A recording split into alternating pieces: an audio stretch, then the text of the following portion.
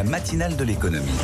Les défis de Météo France face au changement climatique, face à l'intelligence artificielle qui change tout dans les calculs et qui fait peur aussi aux prévisionnistes. Il y avait une grève lundi à Météo France. Et puis cette ouverture des données à tous, on a beaucoup de sujets à voir ensemble. Bonjour Virginie Schwartz, vous êtes la PDG de Météo France. Cette ouverture des données à tout le monde, c'était prévu, c'est une obligation européenne. Ça va arriver à partir du 1er janvier. Qu'est-ce que ça veut dire? Ça veut dire que tout le monde va pouvoir puiser dans les données de Météo France et faire son petit marché, ses prévisions lui-même?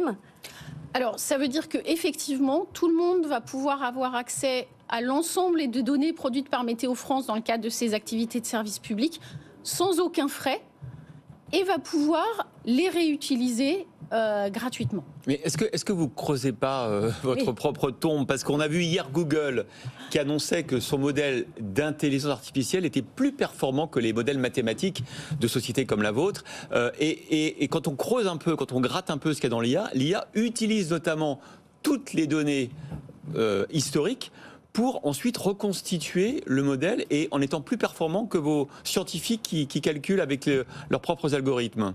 Alors, comme vous le disiez tout à l'heure, plus performant, il faut quand même prendre encore un peu de bémol. Mais effectivement, l'IA, c'est extrêmement prometteur. Et c'est extrêmement prometteur aussi pour nous. C'est un sujet sur lequel Météo France travaille depuis longtemps, dans différentes dimensions, sur vraiment toute la chaîne de valeur de la météo. Aujourd'hui, ça vient sur le cœur des prévisions météo. On y travaille nous-mêmes et avec l'ensemble de nos collègues de services météo européens pour faire bloc et développer les moyens dont on a besoin face à ces grands acteurs internationaux. De toute façon, on continuera à avoir besoin des éléments classiques de la météo pour que ces systèmes puissent apprendre. C'est-à-dire les capteurs notamment. C'est-à-dire l'observation, mais c'est-à-dire aussi les modèles en fait. Parce que pour que l'intelligence artificielle puisse apprendre, il faut la nourrir. Il faut la nourrir et donc il faut la nourrir avec tous ces éléments classiques.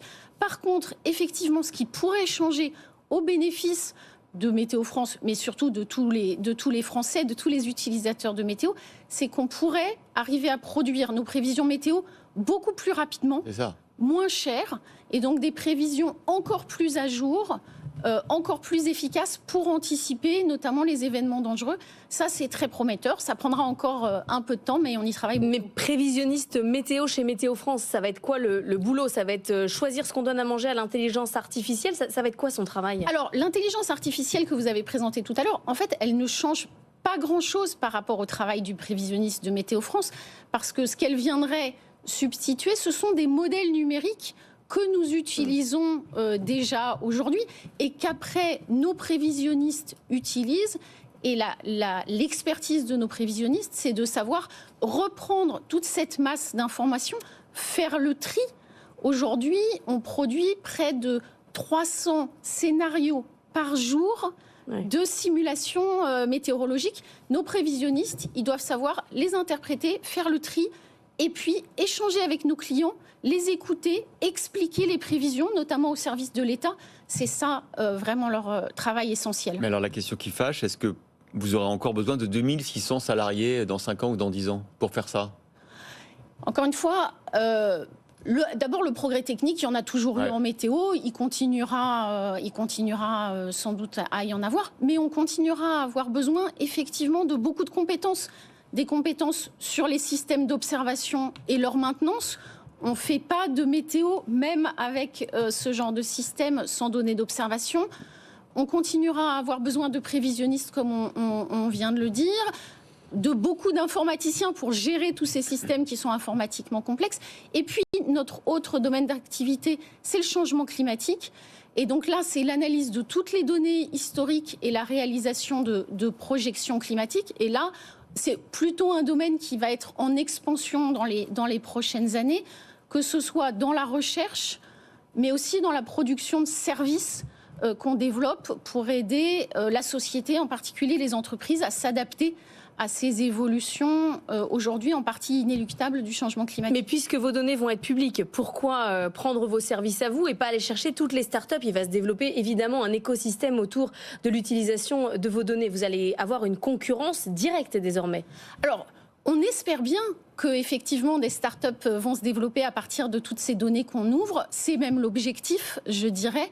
Est-ce que vous encouragez en Météo France interne ne peut pas tout faire, absolument. que d'ailleurs vos scientifiques deviennent des start-upers? Alors, on encourage nos scientifiques, mais on encourage aussi en externe. On a par exemple à Toulouse un incubateur qui s'appelle Météo Fab, dans lequel on accueille des startups qui justement travaillent à partir des données météo, et donc on les aide non seulement à accéder, mais aussi à bien maîtriser, à bien comprendre, à savoir mieux utiliser nos données. Et ils les utilisent soit pour calibrer des nouveaux services, soit pour carrément développer en opérationnel de nouveaux services. C'est pas des concurrents pour nous. Météo France n'a pas vocation à tout faire. Nous, on est un établissement public. On n'est pas là pour développer la totalité des services qui sont nécessaires dans la société française. Alors, il est probable qu'après Marseille, jeudi, nous allions à Toulouse au mois de janvier ou février, à nouveau pour le Tour de France des régions BFM Business. On ira voir le Météo Lab et on invitera des startups de cet incubateur parce que c'est vraiment passionnant. Et en plus, ça sera l'actualité puisque vous aurez ouvert au 1er janvier vos datas à tout le monde. Merci. On sera très heureux de vous accueillir. Eh bien, on y viendra. Merci beaucoup Virginie Schwartz, PDG de Météo France, d'avoir été notre invitée.